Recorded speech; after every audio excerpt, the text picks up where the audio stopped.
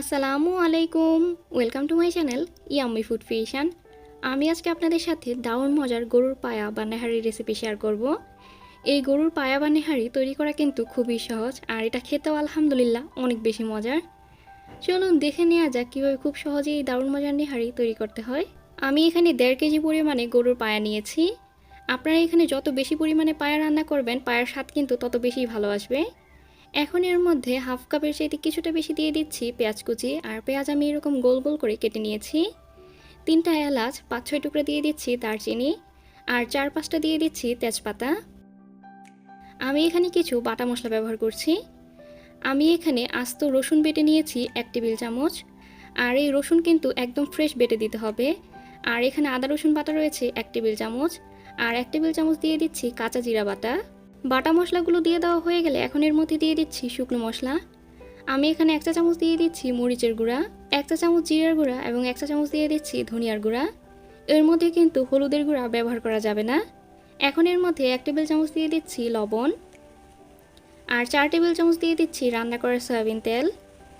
এখন এই সব কিছু খুব ভালোভাবে একসাথে মিশিয়ে নিচ্ছি।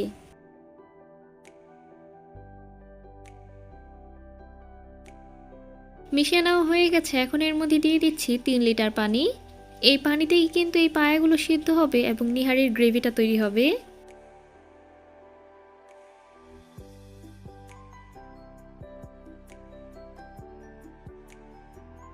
ঢাকনা দিয়ে ঢেকে মিডিয়াম আঁচে 1 ঘন্টার জন্য রান্না করে নিচ্ছি। 1 ঘন্টা পর ঢাকনাটা তুলে নিচ্ছি। পেঁয়াজগুলো কিন্তু এখনও গলেনি। আবারও ঢাকনা দিয়ে ঢেকে 1 ঘন্টার জন্য রান্না করে নিচ্ছি। আর পেঁয়াজ গলে পায়াগুলো সম্পূর্ণভাবে সিদ্ধ হয়ে যাওয়ার পর এর মধ্যে আমি পাউরুটি দিয়ে দেব। আমি এখানে 2 পিস পাউরুটি নিয়েছি, আর পাউরুটি ছোট ছোট টুকরো করে কেটে নিয়েছি। সামান্য পরিমাণে একটু পানিতে এখন এই পাউরুটি ব্লেন্ড করে নিচ্ছি।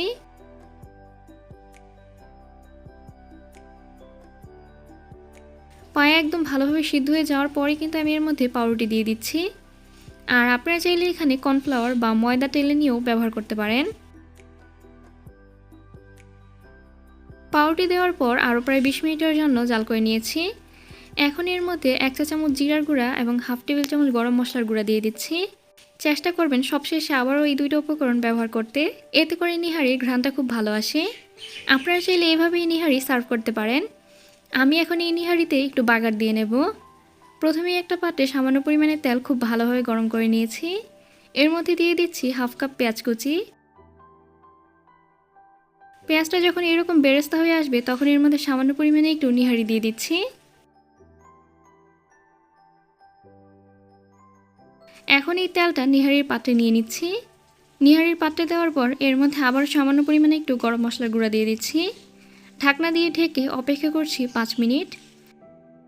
5 মিনিট পর ঢাকনাটা তুলে নিচ্ছি। আমাদের পায়া বা নিহারি এখন পুরোপুরি তৈরি। এর ঘনত্বটা ঠিক কীরকম হয়েছে আমি আপনাদেরকে দেখিয়ে দিচ্ছি। আর এই নিহারি খেতেও কিন্তু আলহামদুলিল্লাহ অনেক মজা।